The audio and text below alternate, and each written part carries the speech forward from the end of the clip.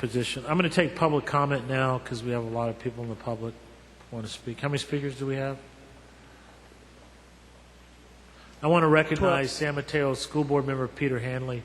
He's here in support of the petition. Welcome, Peter. It's good to see you. 12 public comment. Okay. 3 minutes each.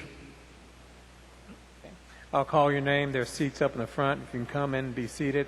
We're going to call your name twice, and if you don't come up, then we're going to go to the next speaker.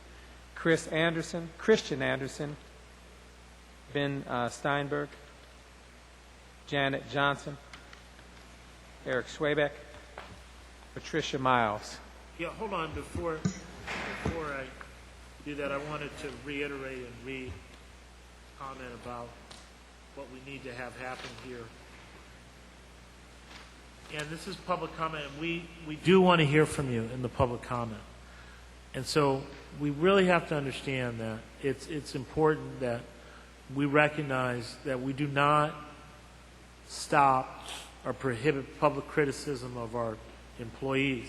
However, we do believe that employees have due process rights. They have to have adequate notice.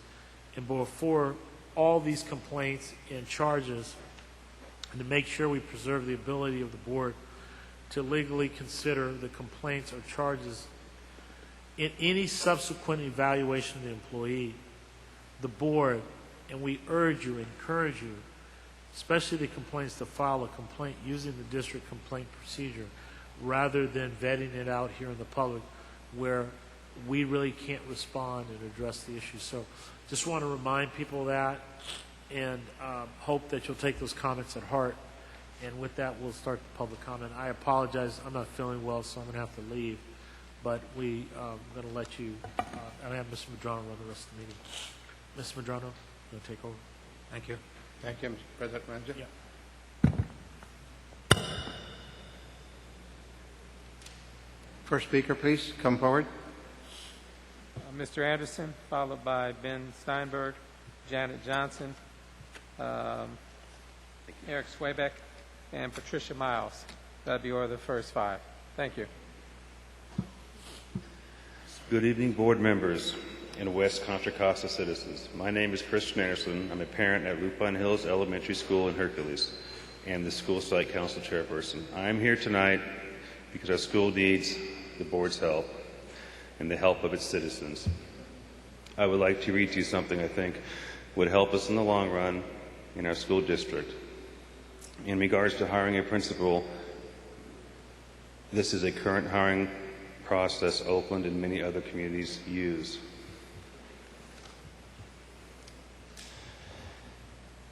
The Oakland Unified School District Principal Recommendation Process. Dinner, 6:30. Meeting, 6:30, 7:30. Child care available. A middle school and its community members have been invited to the Oakland Unified School District to participate in the principal recommendation process per Oakland Unified School District Board Policy 4500. At a meeting, the community will vote on who will represent a school on the Principal Recommendation Committee, the PRC, to consist of 4 parents, 3 teachers, 2 staff members, 1 retired administrator, and 1 community representative. This committee will help interview all eligible candidates, then make final recommendations to the superintendent.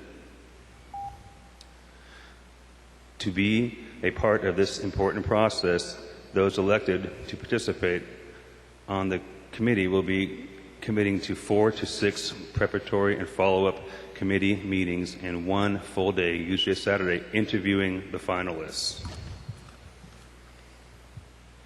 Citizens and board, don't you think it would be nice to involve us and the school in your hiring process for the community? Wouldn't that be fair? Thank you, a very concerned parent. Appreciate your time.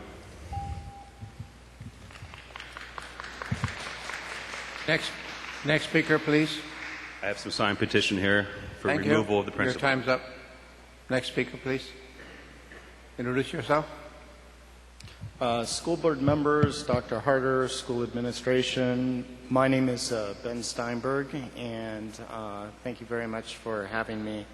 I'm a parent of a Mira Vista first grader, and I wanted to say that great schools need great teachers, and we all want great schools for our children.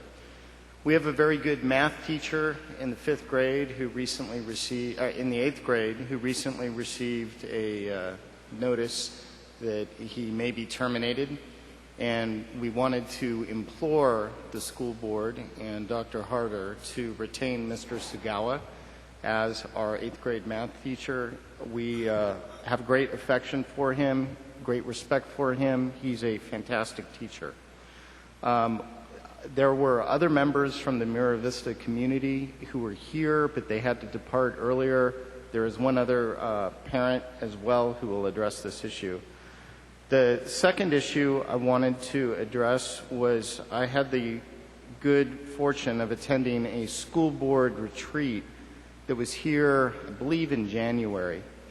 At that school board retreat, the school board asked Dr. Harder to provide recommendations on revising the math curriculum, and I do not yet know the results from the consultations that Dr. Harder was supposed to have. So I'm very interested in learning what the findings were and making sure that this is followed up upon. Thank you. Thank you, sir. Next speaker, please. Gracias. 2 minutes or 3? 2 or 3 minutes? 3 minutes. Thank you. I just saw 2 over there. School board members, Dr. Harder, administrators, good evening. My name is Janet Johnson.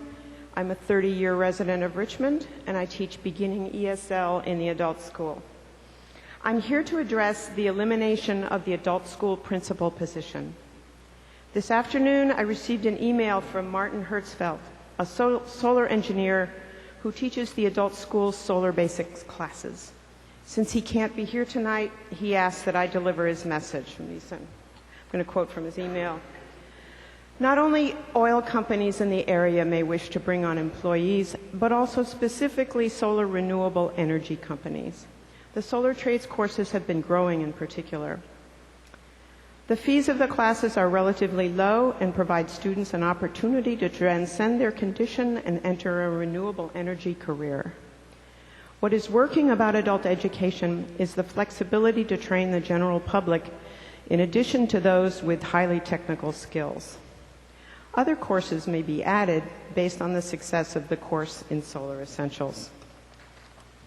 Enrollment in Martin's class has increased threefold since its inception, reflecting the rapid growth of the solar energy industry even during these tough economic times. The district itself is in the forefront of solar adoption. In 2009, it was one of 3 local school districts that received $500,000 Department of Energy technical assistance grants to develop a solar master plan for schools that will be scaled statewide and nationally. Martin is concerned that without a full-time administrator, our adult school will not be able to coordinate with local employers to tailor its curriculum to employers' needs. The adult school has suffered many cuts, yet it continues to provide a highly cost-effective means for our district's adults to better themselves and help their children. It serves between 8,000 and 10,000 students every year. To continue this important work, it requires a full-time principal. Thank you. Thank you. Next speaker, please. Eric Swabeck. Repeat it again. Eric Swabeck. Move on to the next speaker, please. If it's all right, I'd like to announce the next 5 besides this. The next 5 and take seats up in front, please. Todd Groves, Karen Mortensen, Deborah Morrison, Sam Tristan. They'll be the next. Patricia Miles will be the next speaker. Ms. Miles. Good evening. My name is Patricia Miles. I'm a teacher at Verde Elementary School. I teach ESL to adults in the family literacy program there. Adult education in West County once had 2 vice principals. Their positions disappeared a couple of years ago.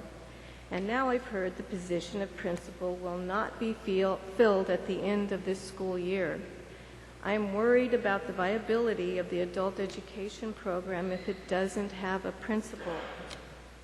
Principals are responsible for organizing and administrating the adult school. They determine the educational needs of adults in our communities and organize courses to meet those needs.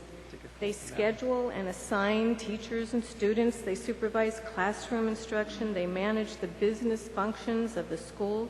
They prepare annual budgets. They supervise, you can go on, the job description for principal. How can the adult school continue without the support of a principal? Adult education is being whittled away bit by bit. Please stop carving away at the adult school. Give us back our adult education principal. Thank you.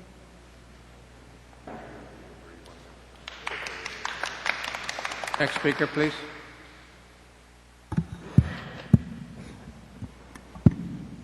Greetings, esteemed board.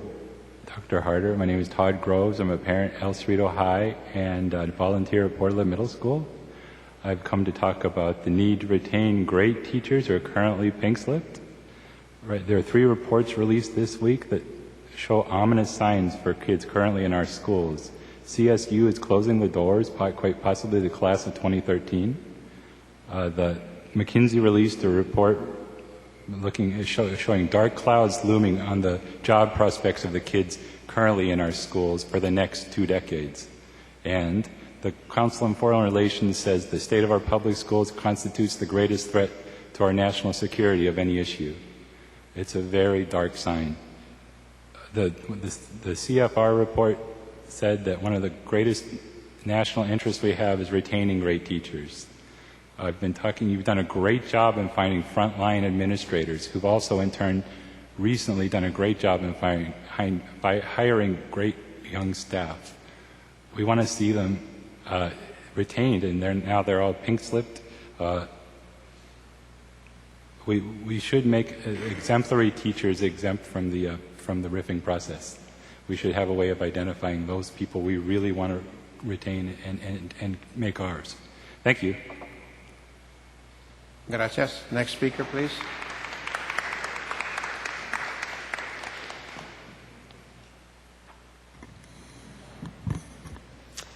Hello, school board, Dr. Harder. I'm Karen Mortensen. I'm a teacher at Lupine Hills Elementary School.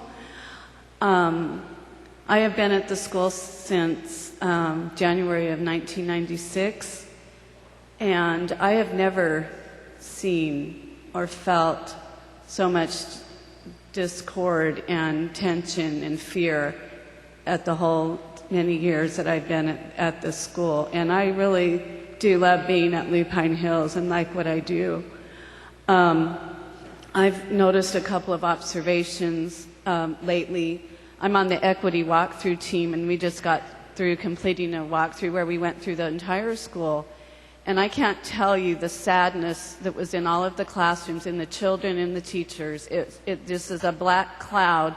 It was hanging over our school because everybody is so beaten down and discouraged. And it was just really just sad is the only thing I can really think to say. And I don't like it that way, because at the beginning of the year I was so happy for the new year and all the changes. And I was excited to be at work for the first time in a long time. And I'm not feeling that way anymore, and I want to feel that way again. And I've just asked for your help and your support in coming to some kind of a conclusion that we can fix this problem at Lupine Hills, because it's just really hard to work under. And I don't like seeing my colleagues stressed out and downtrodden. It's not a good environment to work in. So please help us, and please help us to come to some kind of a conclusion or a solution for this problem. Thank you so much for your time. You're welcome. Gracias. Next speaker, please. Good evening. Good evening. My name is Deborah Morrison. I'm a parent at the Mira Vista K-8 school. My son has been at the school for the last 6 years. He's in 6th grade now.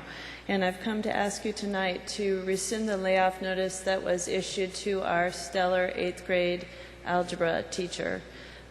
But I wanted to tell you first who I am so that you know that I'm not here as an opponent or a complainer. I feel like I've made every effort to be a great partner to the district at our school. I've been on our site council for 3 years as secretary and chair. I've been on the PTA as secretary for 2 years, a member for 6, and I'm very active in helping to make our middle school a success. My 6th grader is a straight A student, and my husband has been a judge for the science fair for the last 3 years. We go to the meetings at the school, we contribute our time, we put in our money, we buy the paper, we buy the sanitary wipes and the books for the teachers.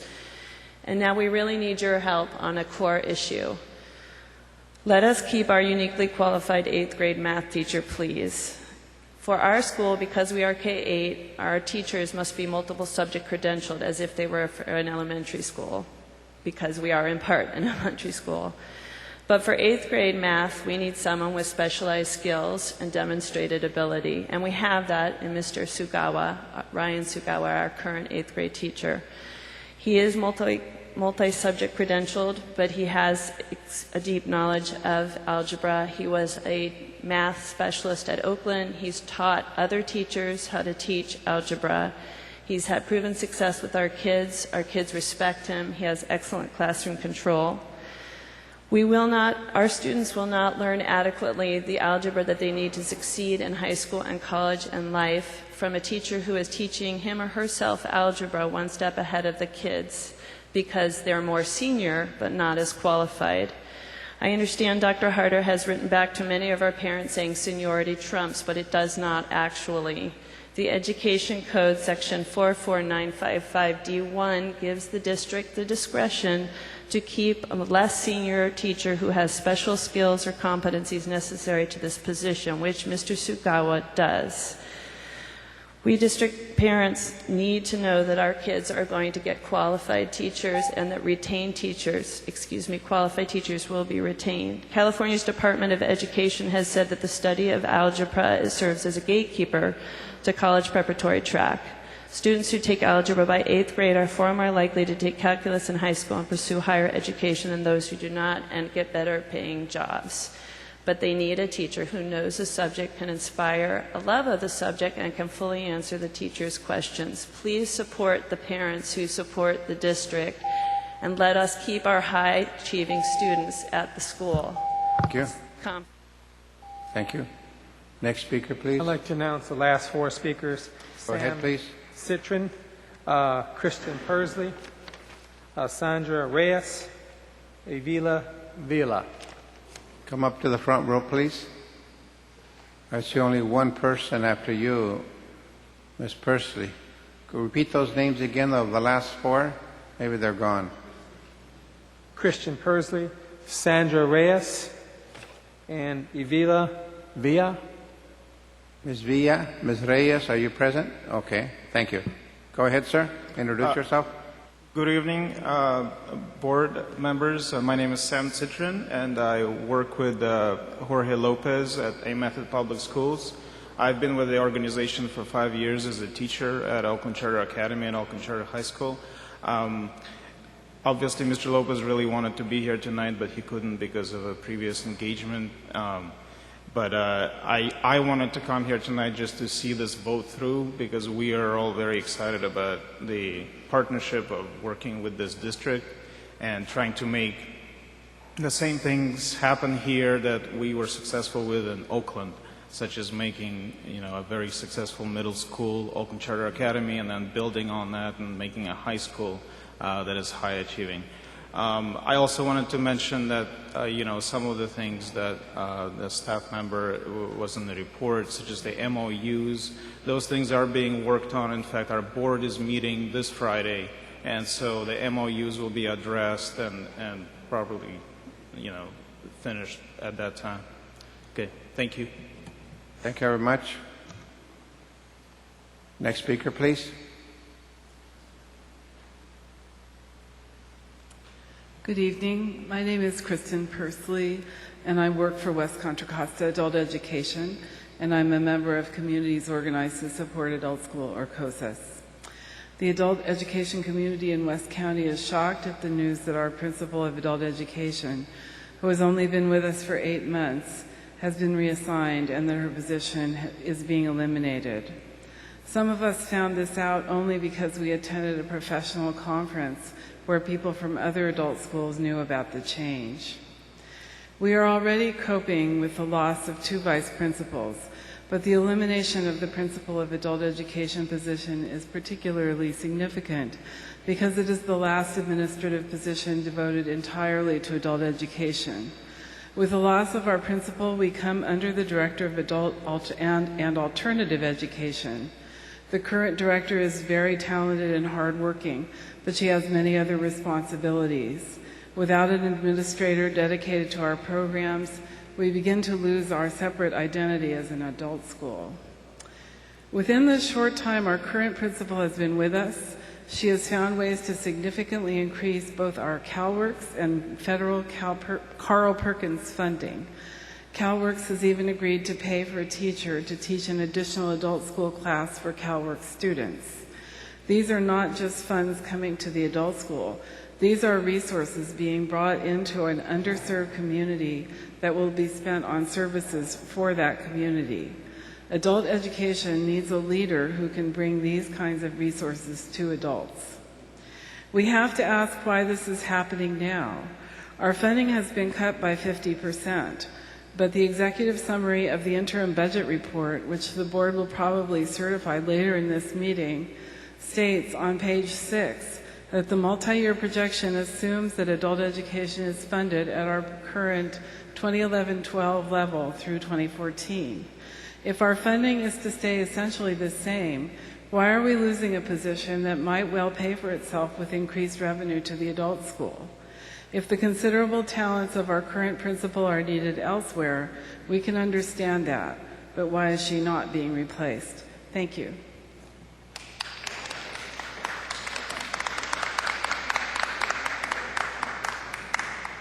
Good evening, members of the board. Evelia Villa. I'm currently the site principal at Oakland Charter High School. Just want to thank you for the vote, and we look forward to working collaboratively with you guys. Have a good evening. Thank you. Gracias. That concludes public comment, sir. Mr. Greer, could you respond to the vacant adult school principal position? Is there a response to that? The response at this time is we have sent a reassignment letter not only to the adult school but all of the assistant principals and vice principals. We're waiting to see what they may revise so that we have maximum flexibility in regards to assigning our administrators. So we have done that with about maybe 30, 40, close to about 30 other administrators have received a reassignment letter. So it wasn't just adult education. All of them got a reassignment letter. Right, and she did that position has received that letter in the past. They received it last year. And again, once we are able to get the May revised and assure you that our fiscal house is in order, then we can then begin to restaff our administrative positions. Thank you.